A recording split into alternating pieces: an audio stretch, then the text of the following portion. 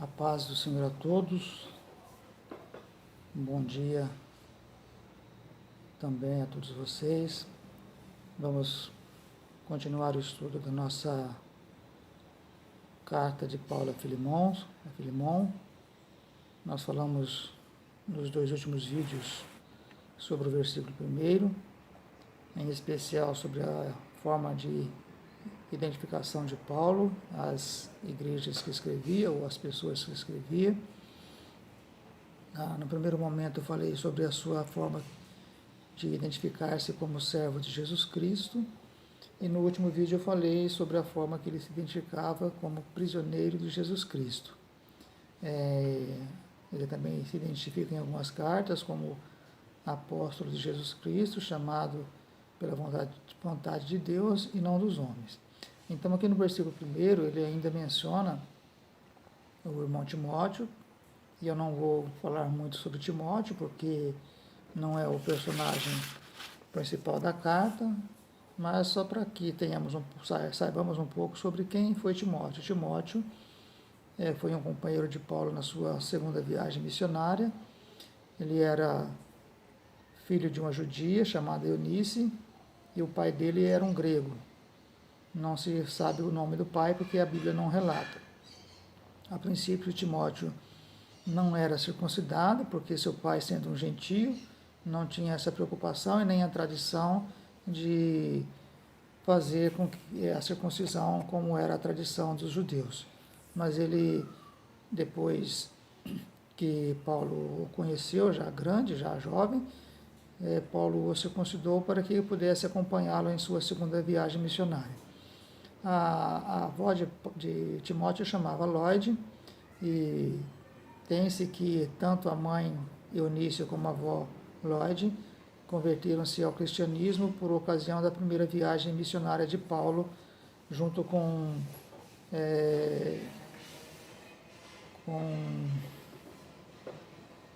fugiu o nome, José das Consolações, que era o nome de... Ixi, deixa eu ver aqui que eu esqueci. Meu Deus. Fugiu o nome do homem, mas vamos ver já já.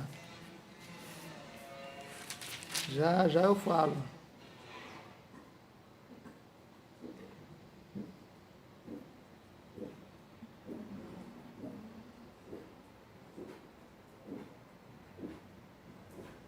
Barnabé era o nome dele. Então Barnabé e Silas fizeram a primeira viagem. Na verdade foi Barnabé e João Marcos, né? Que aí João Marcos resolveu não seguir viagem e retornou. E depois, na segunda viagem, Paulo não quis levar João Marcos e levou com ele Timóteo e Silas, porque Barnabé também não quis mais acompanhá-lo. Então ele faz menção a Timóteo, né? E as características de Timóteo são essas, né? Poucas características, e ele, quando a sua mãe e sua avó aceitaram a Cristo, ele devia ser criança ainda, e agora na segunda viagem missionária que Paulo os encontra, ele já é um jovem que está servindo a Deus com fidelidade, sendo já um cooperador na igreja. Possivelmente eles eram oriundos de Lista ou Derbe, uma província romana da Galácia, e se converteram a Cristo nessa época da primeira viagem de Paulo, primeira viagem missionária. E mais tarde, Timóteo tornou-se o líder, o pastor da igreja de Éfeso, aquela carta que nós estudamos anteriormente, do trimestre passado. Então, Paulo faz sempre menção de Timóteo, né? Ele é tido como filho na fé de Paulo, e Paulo sempre fala dele nas suas cartas, em alguma ocasião, como na primeira carta de Timóteo, parece-me que na primeira carta, ou no livro de Hebreus, fala que Timóteo também estava preso, mas já tinha sido libertado. Então, no primeiro versículo aqui do primeiro capítulo de Filemon, que só tem um capítulo, né, Paulo termina o versículo falando a quem ele está destinando a carta, ao amado Filemon, nosso cooperador.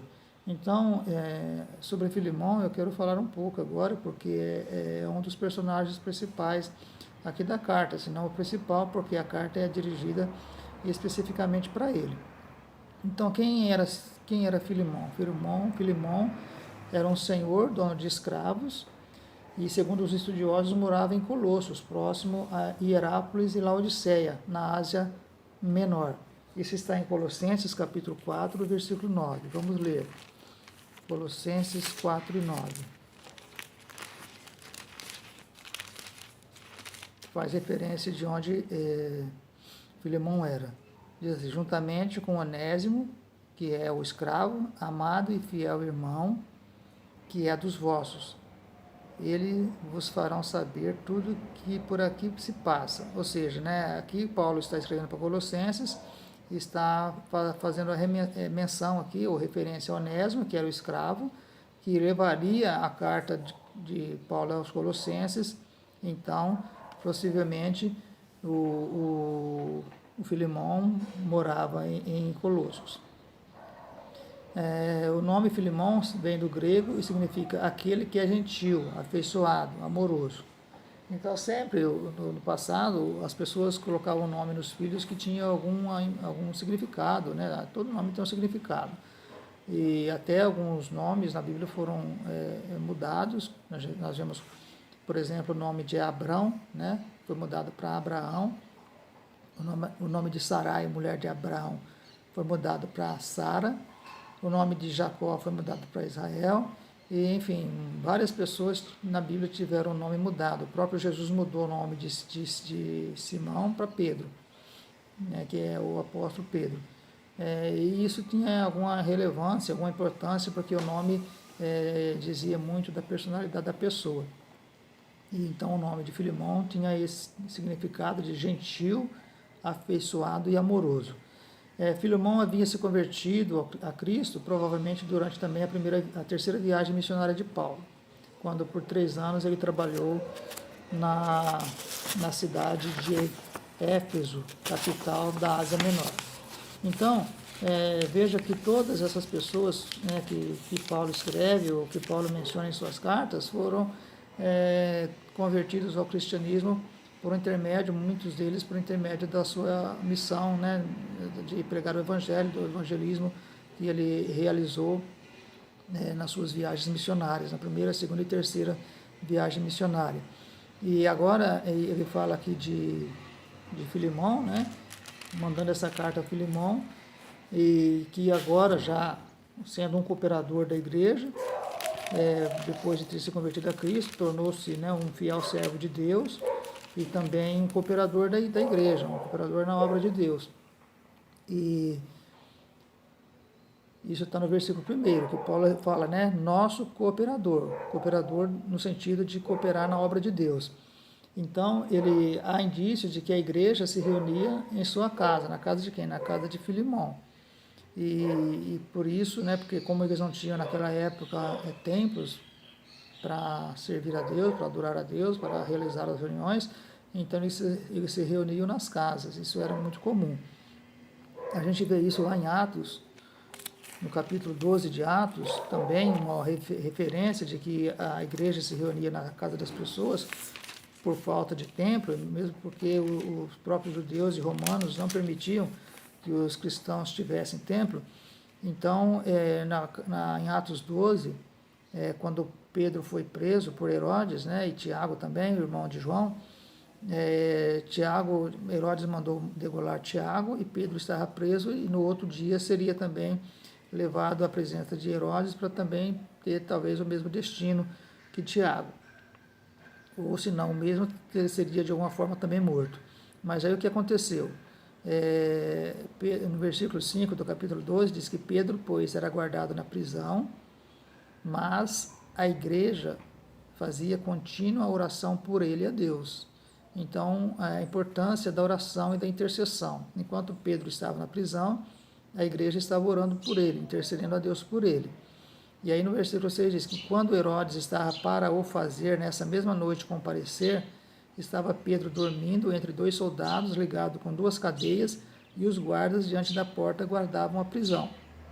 E eis que sobreveio o anjo do Senhor, e resplandeceu uma luz na prisão, e tocando a Pedro na ilharga, o despertou, dizendo, levanta-te depressa, e caíram-lhe das mãos as cadeias.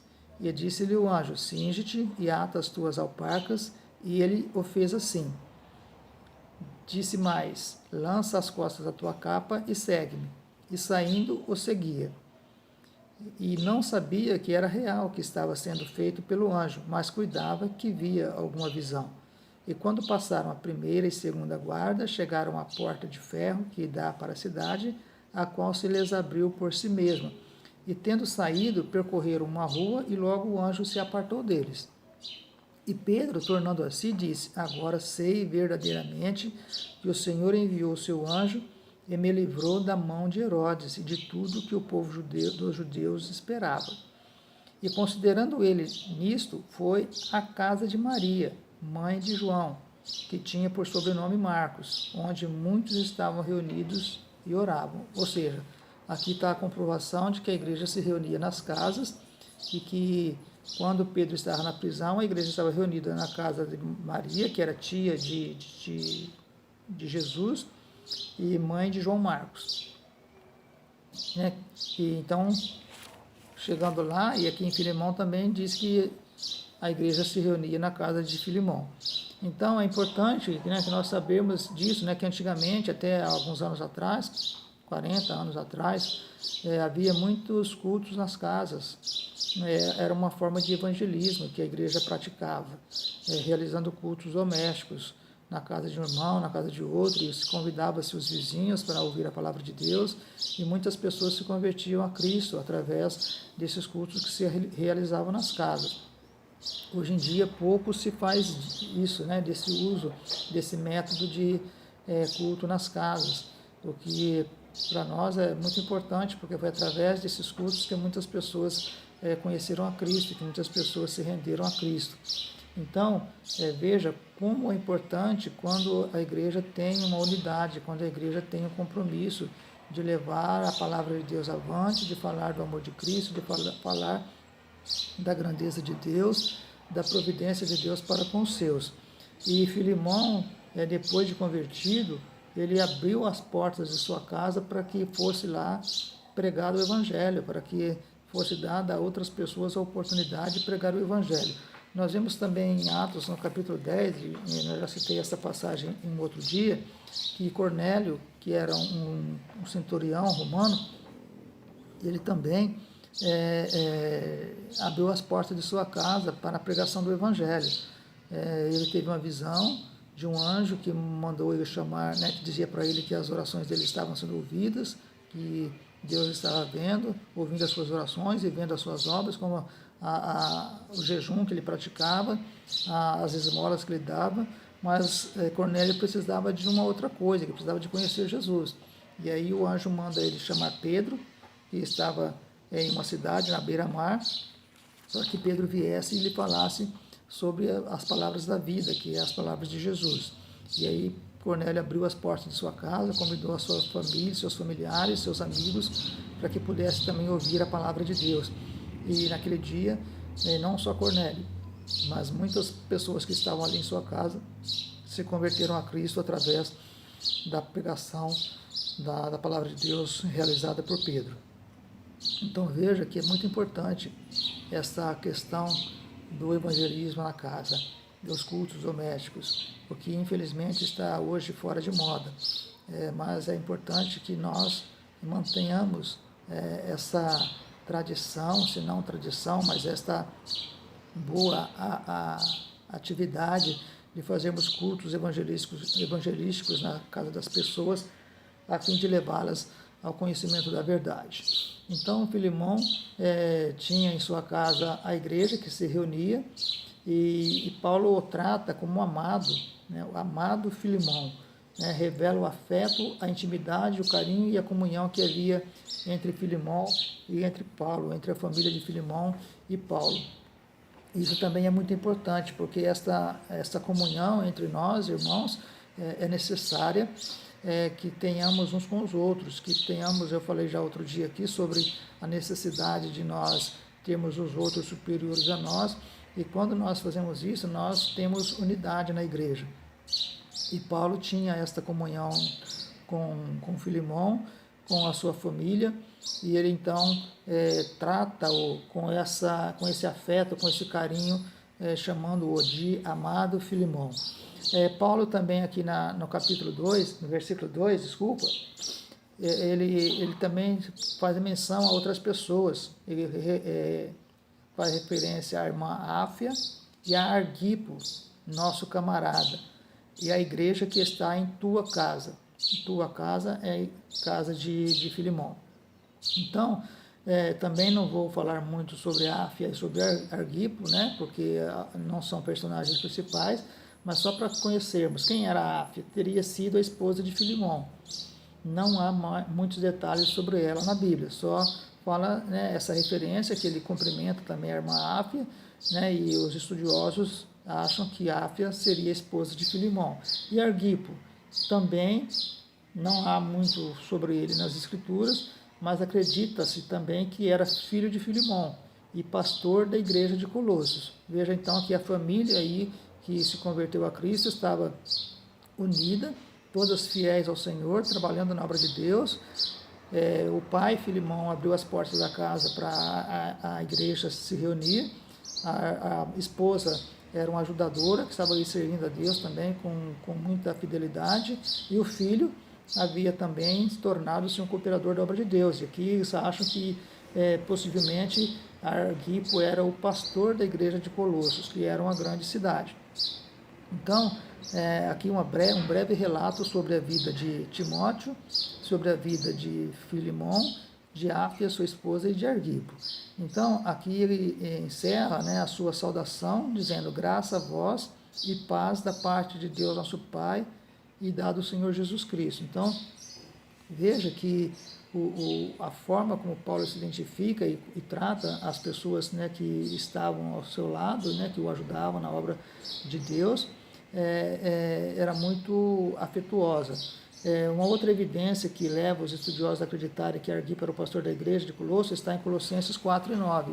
Eu já li o versículo 9 para vocês e vou ler o 17, né, que faz uma referência também a Arquipo como sendo o pastor daquela igreja, da igreja de Colossos. Então, no capítulo 4 de Colossenses, versículo 9, eu já li, mas eu vou ler de novo.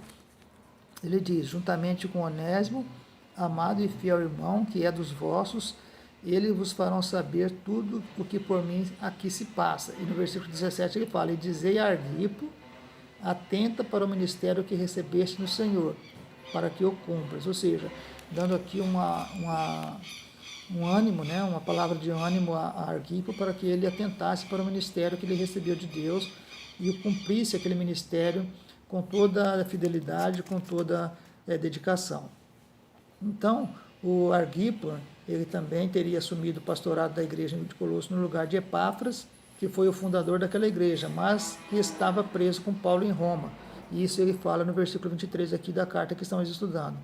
Saúdam-te, Epáfras, meu companheiro de prisão por Cristo Jesus. Ou seja, Epáfras, que também era companheiro de Paulo, que era o pastor, ou que foi o pastor da igreja de Colossos, agora estava preso juntamente com Paulo. E Arquipo, que era o filho de Filemão, assume então a liderança da igreja em seu lugar. Então Paulo o trata como nosso camarada, que tem o sentimento de companheirismo, amizade, simpatia. Então isso é muito importante quando nós temos aqueles que estão trabalhando conosco, ou tratamos os que trabalham conosco de forma de companheirismo, né, com amizade, com simpatia. E Paulo fez isso muitas vezes durante o seu ministério. Eu já disse aqui talvez que ele falava, quando a pessoa agia de forma errada, ele falava que a pessoa tinha feito coisas que não devia, e muitas vezes ele até se afastava dessas pessoas, mas quando a pessoa era um fiel cooperador, um fiel amigo, ele também fazia elogios a essas pessoas, agradecia essas pessoas por sua fidelidade, por seu companheirismo. E nós vemos aqui nessa carta que em duas oportunidades ele fala a Filemão, nosso amado Filemão, e também a Arquipo, né, nosso camarada, tratando ele com simpatia, com um sentimento de amizade, com um sentimento de companheirismo. E é bom que nós também, como servos de Deus, obreiros do Senhor, tratemos os nossos irmãos, os nossos amigos, os nossos cooperadores, né, que trabalham conosco na obra do Senhor, com essa mesma simpatia, com esse mesmo companheirismo, com esse mesmo afeto, para que juntos possamos engrandecer o nome de Deus e de Jesus Cristo, nosso Senhor. Então, que Deus abençoe. Eu encerro essa parte hoje e desejo a todos um bom dia na paz do Senhor Jesus.